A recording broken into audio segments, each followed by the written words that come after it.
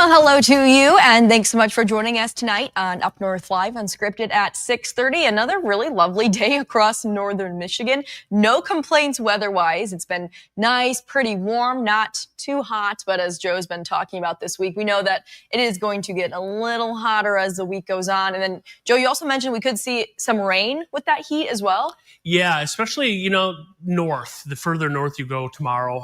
More tomorrow evening, tomorrow afternoon and evening, and then into Thursday as well, some showers and storms around. So July-like weather. We got some storms in the forecast. It'll be kind of hot in a few areas and muggy too, Maya. So we'll take a full look at that, what to expect. And it looks like even though we have a front coming in, and we may briefly cool down Friday, I still think that warmer weather is going to stick around even into next week for a little while. So we'll take a full look at that a little later. All right. Thank you so much, Joe. Our top story tonight, a crisis of care. That's the message some in northern Michigan mental health care providers shared with lawmakers in Lansing today. They say that something needs to be addressed so that people in need have a place to turn and get the care that they need now. Here is our Mark Chalette with that story. I am deeply alarmed by the severe and growing shortage of psychiatric beds in our region. It's not an abstract problem. It is a daily lived nightmare for numerous families. A nightmare that a handful of mental health providers shared with lawmakers in Lansing today. This is planned to be our final formal committee hearing on the psychiatric bed shortage in Michigan. The final public health committee hearing on a topic that these providers say is only getting worse up north. We average 10 adult psychiatric beds per 100,000 residents, and that is less than half of the recommended total of 97 beds. A severe shortage of beds for adults dealing with serious mental health concerns. Even worse for kids. There are 0 inpatient psychiatric beds for children in Health Service Area number 7, where MDHHS recommends 16 beds. A struggle for those needing care and a hardship for those who care for them the most. Families get very discouraged when they find out that if their children are hospitalized, they will have to travel hours to admit them to a psychiatric hospital. A lot of our families can't afford to spend days or weeks in the hospital. They may not be able to afford the trip to Detroit. So providers making a passionate plea to policymakers. We call on state of Michigan and local authorities to, 1, fund the expansion of psychiatric inpatient beds in northern Michigan. 2, develop collaborative models between mental health agencies and jails to improve access to care for incarcerated individuals. 3, explore pilot programs that bring stabilization units or psychiatric step-down services into regional health system. Today's hearing held so that these voices can be heard, calling for the state to address the mental health care desert, especially when it comes to longer-term crisis care that would require a bed. The state needs to know that for every dollar you spend on prevention and mental health services, you're going to save $10 in treatment down the line. Lawmakers expressing their awareness of the shortage of beds statewide. But the data is perhaps even more eye-opening when broken down by region. These folks testifying today for a region they say is at a critical tipping point. Northern Michigan is resilient, but we are at a breaking point. And providing psychiatric care is not just a health issue. It's about human dignity, safety, and strengthening our communities. That was our Mark Chalette reporting, and today's testimony was one of several committee hearings where lawmakers say they'll use what they hear in order to potentially create legislation or shape the budget to address needs. We will continue to follow you and update you as needed. Well, the American Cancer Society estimates that there will be nearly 21,000 new cases of ovarian cancer in the United States just this year, 600 of those here in Michigan. According to the Ovarian Cancer Research Alliance, ovarian cancer is the 5th leading cause of cancer-related deaths. Up North Live's Mary Jane Glynn talked with one local woman about her ongoing battle. Ashley Petrosky now advocates for women to trust their bodies and be more aware of the symptoms for ovarian cancer. What was just supposed to be a partial hysterectomy changed Ashley's life. They chose just to do a partial because after the ultrasound, my ovaries appeared healthy. So they did the surgery. Pathology came back that I had ovarian cancer. So they had to go back in and do a second surgery. And then they also found it in my abdomen. That was 3 years ago. Since then, Ashley keeps up with her hormone therapy, blood work, and testing to make sure she remains healthy. Ashley's family has joined her fight. Her kids have started Cans for Cancer, where they collect cans and donate to the Michigan Ovarian Cancer Alliance. What got me and my family through it was really getting involved with Mioka.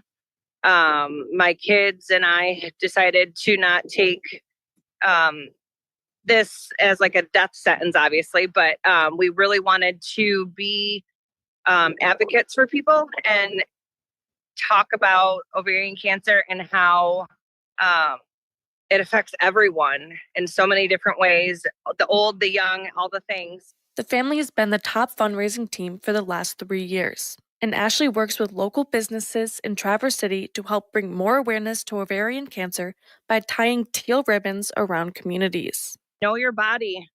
Don't let a doctor tell you that this is normal or that it's in your head, because it's so important to know yourself and know what's right and wrong. And there's avenues to be tested. The CA-125 is a great marker test to at least help figure out if there could be some type of active cancer, especially ovarian, going on. So just be an advocate for yourself.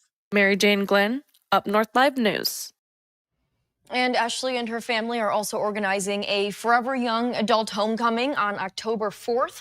All proceeds from the throwback dance will go toward the Michigan Ovarian Cancer Alliance. We'll have more information on that with this story over on our website, UpNorthLive.com. Well, at this point, I'm sure everyone has heard the news, the world losing an icon tonight. We are learning that heavy metal legend Ozzy Osbourne has died. That is according to an announcement from his family. The English singer and songwriter known as the Prince of Darkness achieved international fame in the 70s as lead singer for Black Sabbath. He is in the Rock and Roll Hall of Fame for both his work with the band and as a solo artist. Osbourne sold more than 100 million albums and was also a reality TV star for his family show, The Osbournes. He played his final Sabbath show just a few weeks ago to raise money for charity. Ozzy was 76 years old. Well, to talk more about the legacy that Ozzy Osbourne is leaving behind in the music world, let's bring in our guest, Dean Barry. He is the afternoon radio DJ at KLT, the rock station in northern Michigan. Dean, thanks so much for coming on Unscripted tonight. Well, it's good to be here, but it's kind of a sad day. Let's put it that way. Absolutely. And we found out the news right around 2 p.m. this afternoon. So were you on air at that time? Did you have to break the news to your listeners? Yeah, I was on the air. I was playing a couple tunes, and then our KLT's program director, Terry Ray, came in and said, Ozzy just died. And my jaw dropped to the floor. I've been through this before, and I'll tie it in. You know, back in October of 2020, we lost Eddie Van Halen, and there's a little tie-in here because when I saw Black Sabbath in 1978, it was on their Never Say Die tour, which I did not know at the time was going to be their last ever tour. The opening act on that tour was Van Halen, a band I never heard of. So, you know, it's kind of funny. And, of course, we're getting great accolades in from the surviving members of Van Halen, from Michael Anthony and Sammy Hagar. So, yeah, kind of a sad day for rock and roll fans. And just weeks after performing that Back to the Beginning farewell concert in Birmingham, England, which, by the way, as you mentioned, is one of the biggest money-making charities as far as rock and roll goes in history. It beat out Live Aid. Wow. Pretty cool. Yeah, that's amazing. I did not know that fact right there at the end. But Dean, you are one of the lucky people who did get to see Ozzy and Black Sabbath perform live. So what was that like? Well, I was a huge Black Sabbath fan at the time, and yeah, it was great. It was fabulous. And Ozzy did all the things that he usually did on stage, and you know, the crowd went crazy. I'll be honest with you, Van Halen got, they got some minor applause, but they got their due. But, you know, I wanted to mention this because, you know, when I started listening to Black Sabbath back in the 70s, producer Rick Rubin put it best. He goes, when they started out, Black Sabbath, there was no such thing as heavy metal. The whole genre of heavy metal is really based on Black Sabbath. So you got to give the band credit for that. And then after he was fired from the band, Ozzy comes back and releases two phenomenal albums, 1980's Blizzard of Oz and 1981's Diary of a Madman. And the rest, as we know, is history. Of course, a fabulous solo career. And how can we forget the guy who put reality TV on the map, right?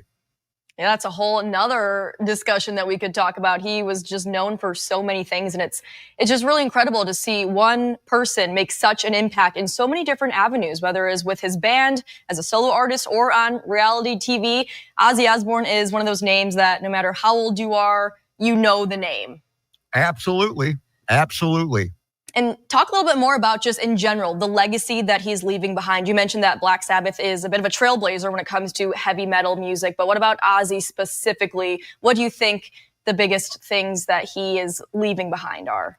Well, one of his last albums, he went out of his way to get some big names on the album, like Eric Clapton, and also the late, great Jeff Beck played on his last album. So that Ozzy's right up there with all those phenomenal rock and roll icons, and he'll never be forgotten. And he's, of course, enshrined in the Rock and Roll Hall of Fame. So we've got that. And as it's always been said in the past, we've still got the music. Old records never really die. Yes, absolutely. He will certainly live on through all of those records. And we know that Ozzy is such a one-of-a-kind person. How would you describe Ozzy Osbourne? He was just like one of his last big hits. He was an ordinary man. He was an ordinary man. He liked to have fun, but he loved his music. And in the bottom of my heart, I think he strived to stay alive for that final show so he could say goodbye to his fans. He did some solo stuff, and he played 4 songs with Black Sabbath the last time those guys were ever together. So I believe that he stayed alive for that moment, and we'll never forget that. That's for sure. Yeah, his final farewell, you could say. Absolutely. And I have to ask you, Dean, this is our question of the day, so we'll ask our viewers this afterwards. But what is your all-time favorite, either Ozzy Osbourne or Black Sabbath song? And I know it's hard to pick one, but we're going to make you pick just one. That's a tough call. I'll just say this. All the Black Sabbath albums with Ozzy, from the first one all the way to Never Say Die, those albums, and maybe even Sabbath, Bloody Sabbath, and probably Paranoid, and maybe Volume 4 stand out to me. But the whole Black Sabbath catalog with Ozzy, it should be in your collection. Let's put it that way. Too hard to just pick one song, right? It is hard. Crazy Train is a pretty popular song, and we had a lot of requests today with Ozzy departing for An Ordinary Man. So there you go. There we go. Well, Dean, thank you so much for joining us here on Unscripted and sharing a little bit about what you know about Ozzy Osbourne and Black Sabbath and the legacy that Ozzy is leaving behind for so many music lovers around the world. Well, we just asked Dean what his favorite Ozzy song or Black Sabbath song is, but now we want to ask you. As I mentioned, that is our question of the day. So you can scan the QR code on your screen right now. That will take you over to our website where you can vote. We have, I think, 3 Ozzy Osbourne songs listed and then 3 Black Sabbath songs. So if one of your favorite isn't on that list, you can head over to our Facebook page, or if you're watching live on Facebook, YouTube, and X, you can leave a live comment, or on our Facebook page, scroll down to our post where we post our question of the day and leave a comment there for your favorite song, or, any memories you have if you ever saw Ozzy Osbourne live, or if you ever, maybe you play guitar and you played some of his songs before. So yeah, leave some comments, and we'd love to check those out toward the end of the show. We have about 254 votes right now, and Crazy Train is indeed leading the way at this moment, but we'll update you on those results at the end of the show. We are going to take a quick break, but we'll bring back in our chief meteorologist, Joe, for much more on your Wednesday forecast in just a couple of minutes. I'm Jada Johnson from Big Boys TV, and the Fish and Game Report is sponsored by Johnson's Propane.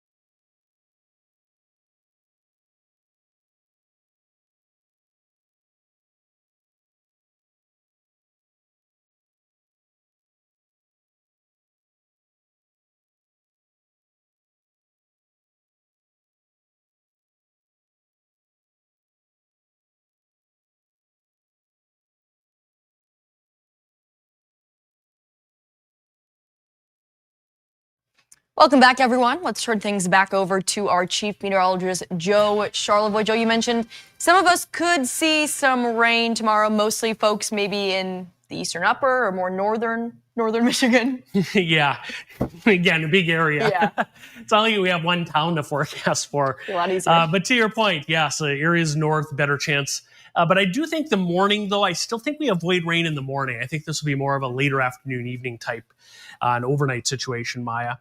Scared of heights? A little bit after seeing this video. Yeah, take a look. This is our UpNorthLive Skyview drone earlier today. That's Grand Traverse Bay. A little hazy still, too, out there. A couple sailboats. And then this is right by our tower, where our studios are here near Traverse City.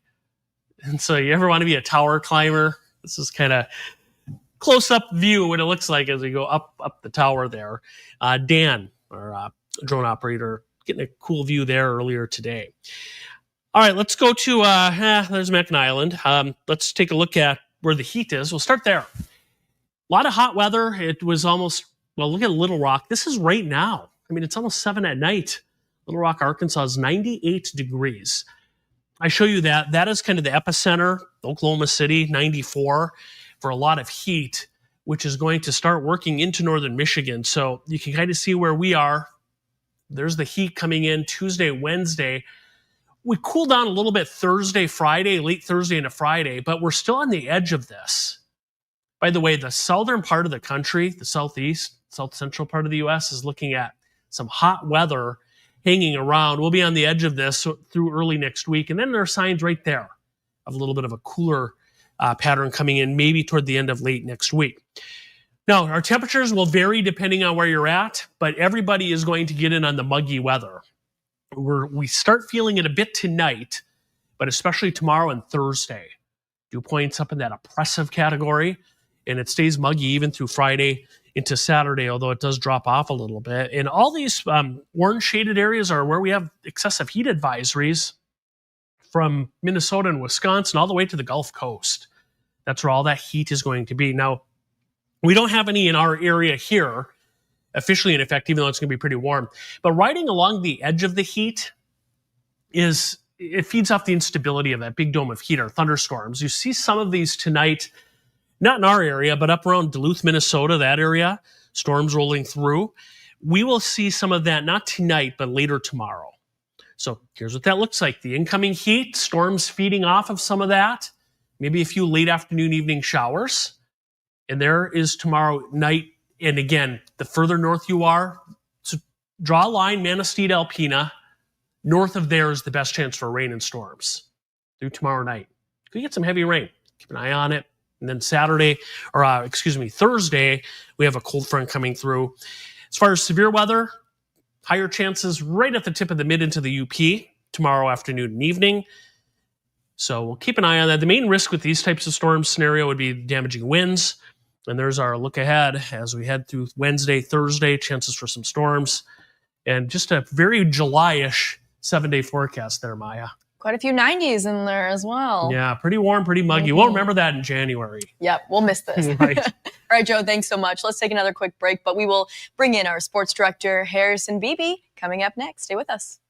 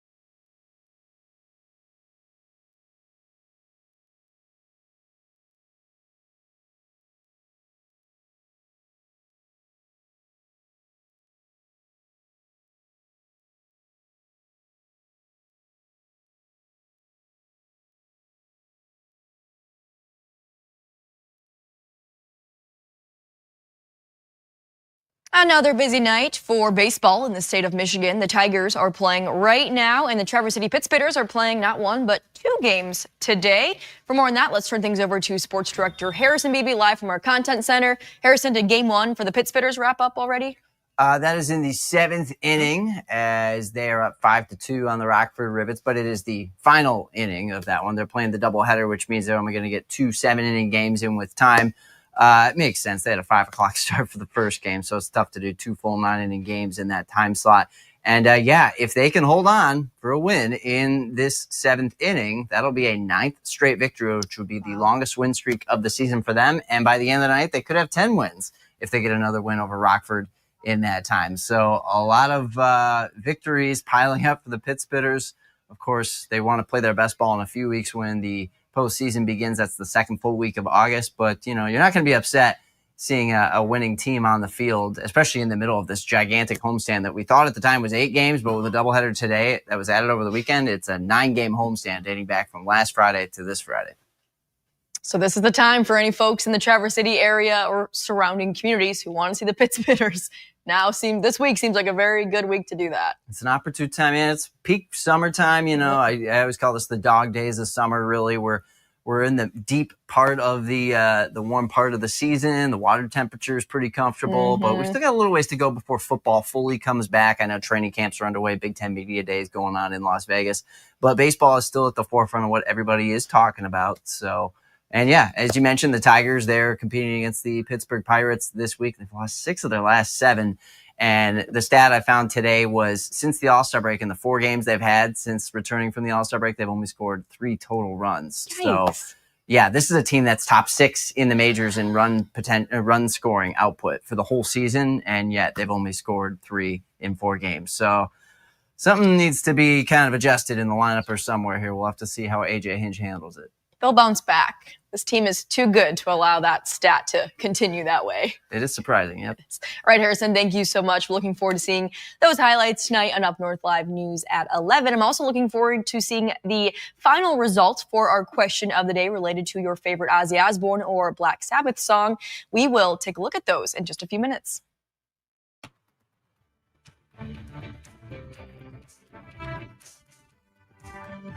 Salon services are furnished by Epiphany Advanced Academy in East Acme.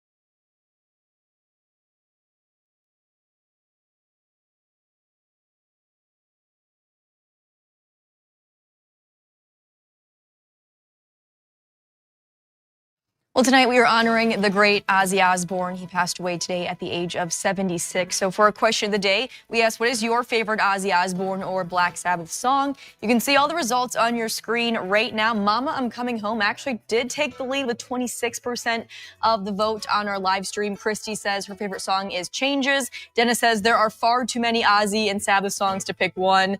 Karen says Iron Man, Renee, Crazy Train. And over on Facebook, a really sweet comment from Christine. She said, my son passed away a year and a half ago. At his funeral, we played See You on the Other Side and If I Close My Eyes Forever. Thank you so much for voting and for commenting on our question of the day. You can still comment on Facebook, but we're all out of time. We'll see you back here at 11 o'clock tonight.